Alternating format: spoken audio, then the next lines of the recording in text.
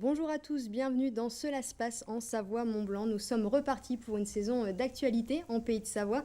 Je reçois aujourd'hui Christian Hesson, bonjour. Bonjour. Alors vous êtes vice-président à l'économie, l'aménagement numérique, l'aménagement et solidarité des territoires politiques de l'habitat de Haute-Savoie. Avec vous, on va revenir sur l'actualité du mois de septembre et on va débuter avec le pôle bois. Le conseil départemental de Haute-Savoie a accueilli une délégation suisse au pôle Excellence Bois situé à Rumilly. Le but de cette rencontre, faire découvrir à nos voisins helvétiques le pôle et ses enjeux. Pour rappel, les murs d'une valeur de 5 millions d'euros appartiennent au département. Chaque année, ce sont d'ailleurs 800 000 euros qui sont investis dans la filière. Mais après l'application de la réforme territoriale, la compétence économie revient à la région. Alors que va devenir la filière bois? Olivier Boisson est allé sur place rencontrer quelques élus. Et puis j'ai le privilège aujourd'hui d'avoir... C'est intéressant de sortir des murs et de partager la passion que nous portons, nous les Hauts-Savoyards, les Savoyards au pôle bois, pour la partager avec Genève.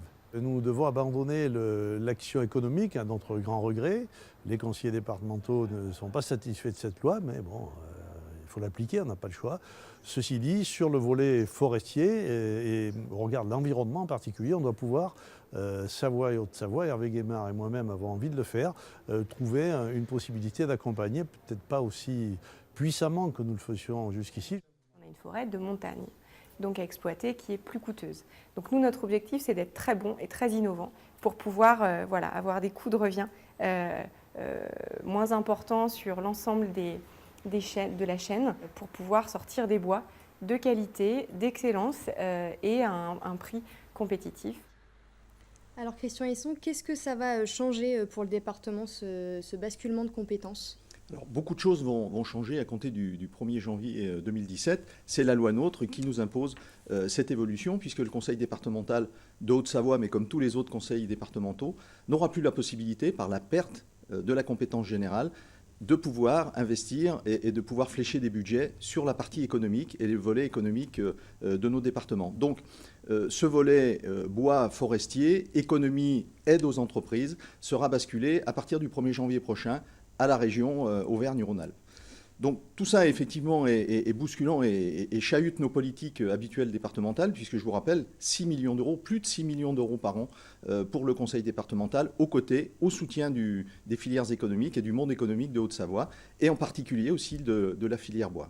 Alors justement, ces investissements, est-ce qu'ils vont changer puisqu'ils viendront de la région? Est-ce qu'ils seront moindres et comment ça va se passer concrètement? Est-ce que vous avez déjà une première idée, on va dire?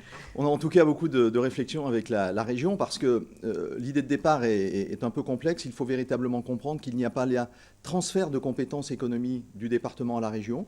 Il n'y a plus possibilité d'intervenir pour le conseil départemental de la Haute-Savoie. Donc la politique de la région Auvergne-Rhône-Alpes sera réalisée très prochainement à l'Assemblée régionale et la politique se développera à l'endroit où les conseillers régionaux décideront d'intervenir dans nos départements de la région.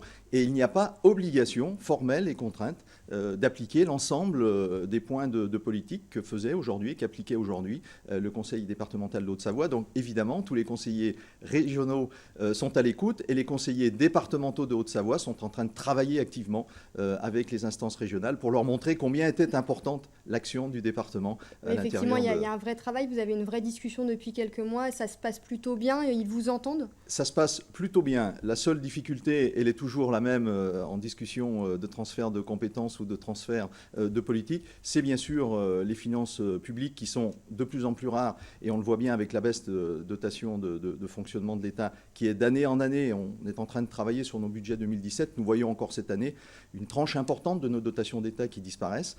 La région est également dans cette vision-là. Il a été annoncé beaucoup de réductions de fonctionnement, plutôt des orientations vers l'investissement. Mais la région aura-t-elle, au début de l'année 2017, tous les moyens financiers pour assurer ce que faisaient jusqu'alors les départements, et en particulier, je le répète, le département de la Haute-Savoie? C'est tout l'intérêt. Nous sommes en train, entre autres, de faire un lobby au Savoyard pour dire combien cet écosystème que l'on connaissait en Haute-Savoie, cette implication importante du monde politique avec le monde de l'entreprise, nous avions un travail permanent, cohérent et vraiment en symbiose. Ça vaut pour les pôles de compétitivité Mont-Blanc Industrie, ça vaut pour d'autres pôles, Images sur Annecy avec la plateforme Citia, ça vaut pour l'organisation Outdoor Sport Valley. Toutes ces plateformes aujourd'hui d'innovation, d'excellence qui faisaient que la Haute-Savoie était au sein de la région Rhône-Alpes un département très en avance et innovant. On voudrait garder cette ambition-là, et c'est aujourd'hui tout l'enjeu de ces discussions avec les élus régionaux. Alors justement, on va reparler un peu de la filière bois. Qu'est-ce que ça représente, cette filière bois, pour la Haute-Savoie ? Alors pour la Haute-Savoie, de manière importante, c'est environ 2000 entreprises. Si on positionne le graduel au niveau des pays de Savoie, c'est 4000 entreprises qui travaillent peu ou prou pour le bois. C'est environ 15 000 emplois, c'est une force économique puissante de nos pays de Savoie. Et c'est 750 millions de chiffres d'affaires qui sont réalisés. Donc une puissance économique forte, un soutien qui doit être assuré. Puis je vous rappelle que plus d'un tiers de notre territoire des pays de Savoie est couvert par des massifs forestiers. Donc parler du pôle Mont-Blanc Industrie qui va chercher ses ressources parfois à l'autre bout du monde. Nous avons, nous, en Pays de Savoie, toutes les ressources possibles autour de nous. Quel type d'investissement vous allez pouvoir continuer à faire ? Alors, nous allons pouvoir réaliser, le président du conseil départemental le rappelait tout à l'heure, sur la partie forêt pure et sur la partie environnement, toutes les actions qui sont dans ces symbioses-là, forêt et environnement, devraient nous permettre de continuer à agir au niveau du conseil Savoie-Mont-Blanc. Nous sommes là aussi en train d'essayer de travailler très précisément et de passer quelques conventions avec la région Auvergne-Rhône-Alpes pour pouvoir continuer à travailler sur ces sujets-là. Mais la partie la plus importante, la plus forte et le soutien le plus important, il est quand même sur le vecteur économique, sur le soutien proprement dit aux entreprises. Très bien, donc c'est un dossier à suivre attentivement, même jusqu'en 2017. On va parler éducation à présent avec l'avancée des travaux du futur collège public de Rumilly. Débuté en juin dernier, les travaux avancent bien. L'établissement devra accueillir ses premiers élèves dès la rentrée 2018. Pour le canton, il s'agissait là d'une nécessité pour désengorger l'établissement existant du Clergeon. Un reportage d'Emmanuel Jaude. 49e collège public de Haute-Savoie, le futur collège de Rumilly sort petit à petit de terre. Un projet nécessaire pour le canton qui souhaitait favoriser la mixité sociale dans l'Albanais. J'étais de ceux qui depuis longtemps réclamaient un nouvel équipement dans l'Albanais et à Rumilly en particulier pour soulager un peu notre collège de Clergeon qui était quand même un petit peu suroccupé jusqu'à maintenant. Donc on est très heureux de cet équipement. Et puis alors en matière de qualité de la construction, c'est quelque chose aussi qui est très important puisque la Rumilly, j'ai beaucoup milité pour la création de ce fameux pôle bois et il participe pleinement à la construction de ce collège. Avec une démographie en constante évolution, les collèges du secteur arrivaient à saturation. C'est donc logiquement que le département a répondu aux attentes des élus locaux en investissant plus de 20 millions d'euros sur le seul collège, auxquels se sont ajoutés près de 5 millions d'euros de la communauté de communes pour la construction du gymnase et de son mur d'escalade. Après avoir construit le dernier collège, celui de Poisy, il fallait qu'on revienne dans ce secteur. Nous nous sommes posés ici, je pense que c'est la meilleure des formules. Et en plus de ça, cette localisation va nous permettre d'avoir une politique de mixité sociale en matière de recrutement et de régler la carte scolaire de cette partie du département avec ce 49e collège. Dès la rentrée 2018, ce sont donc 600 collégiens qui découvriront leur nouvel établissement avec une réserve foncière permettant de porter sa capacité à 750 dans les prochaines années. Alors Christian Hesson, en quoi il était nécessaire ce nouveau collège du côté de Rumilly ? Non seulement il était nécessaire, mais il était obligatoire. Vous avez entendu le maire de Rumilly qui disait, et il avait à ses côtés tous les élus locaux du bassin de l'Albanais depuis bien des années, pour dire combien il nous le fallait, ce 49e collège dans l'Albanais. La carte scolaire est définie au niveau du canton, c'est-à-dire les territoires de Rumilly et d'Albi. C'est 45 000 habitants, un bassin de vie fort économiquement, avec une vraie richesse locale et des gens qui habitent et qui sont dans cette activité avec des enfants à scolariser en primaire, mais aussi au niveau du collège.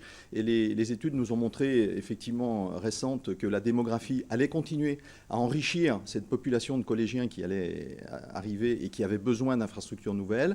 Et puis le collège du Clergeon qui était en surnombre, ou en tout cas très bien doté en termes d'élèves, et puis le collège René-Long à Albi-sur-Chéran qui était également soumis à de fortes pressions, de fortes contraintes de collégiens, nous a permis effectivement de démontrer assez facilement que ce 49e collège devait être installé sur le canton de Rumilly, et pratiquement à mi-chemin entre Albi et Rumilly, très exactement sur la commune de Rumilly. Pour satisfaire tout le monde. Absolument. Christian Monteil le disait, ça va produire de la mixité, c'est-à-dire qu'est-ce qu'il appelle par la mixité ? Alors le département de la Haute-Savoie s'était inscrit, le président s'est inscrit dans cette démarche-là sur l'expérimentation nationale du ministère de l'Éducation pour les expérimentations de mixité sociale, la nouvelle procédure en route.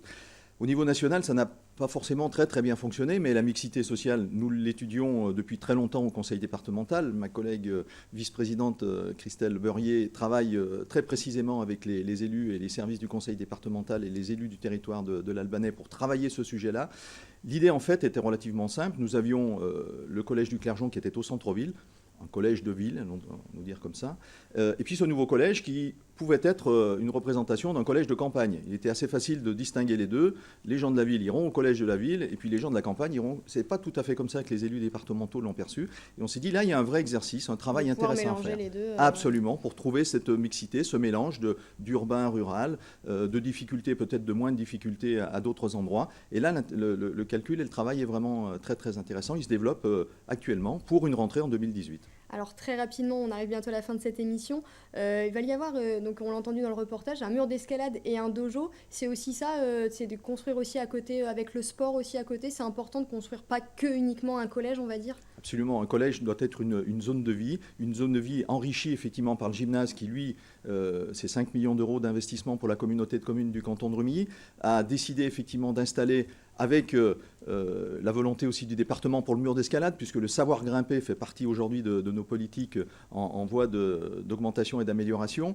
Donc on a ce mur d'escalade qui est d'un niveau national, où on aura des événements nationaux, on pourra développer véritablement sur cette partie du territoire cette excellence de cette discipline. Et puis le dojo, parce que nous avons l'AS Pays de Savoie qui est le judo, le club du judo, qui est le 3e club national en nombre de licenciés, qui draine sur l'ensemble de l'Albanais, qui va même jusqu'à Albins et au Pays de Seyssel. Donc on aura là un dojo également où les exercices pourront être développés et l'événementiel pourra facilement se développer également. Et peut-être des futurs champions olympiques en 2020 ou en 2024, on l'espère, qui viendront de Rumilly peut-être. Mais nous l'espérons tous, effectivement. Merci beaucoup Christian Hesson d'avoir été notre Merci. invité.